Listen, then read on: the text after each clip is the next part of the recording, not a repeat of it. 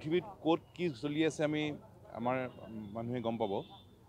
কিন্তু পৃথিৱীৰ ভিতৰত এখন দেশ আছে যাৰ নাম ভাৰতবৰ্ষ, তাতে এখন ৰাজ্য আছে যাৰ নাম অসম।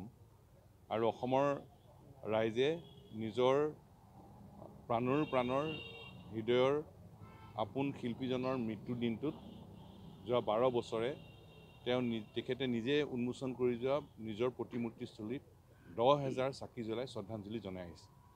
আৰু আজিৰ দিনটোত ৰাতিপুৱা শ্ৰদ্ধাঞ্জলি জনোৱা হ'ল আৰু দিনটো জুৰি শ্ৰদ্ধাঞ্জলি অনুষ্ঠান চলি থাকিব। আৰু সন্ধিয়াৰ লগে লগে সন্ধিয়া 5 বজাৰ লগে লগে দীঘলী পুখুৰীৰ চাৰিওফালে তেখেতে নিজে উন্মোচন কৰা প্ৰতিমূৰ্তিস্থলীত 10,000 চাকি জ্বলাই তেখেতলৈ গভীৰ শ্ৰদ্ধাঞ্জলি জনোৱা হ'ব।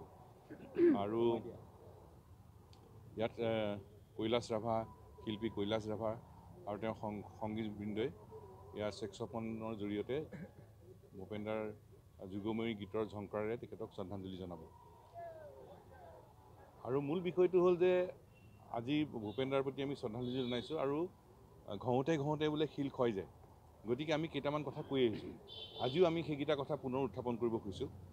আৰু যেতিয়ালৈকে এই কামকেইটা নহয় তেতিয়ালৈকে আমি কৈয়ে থাকিম। প্ৰথম কথা,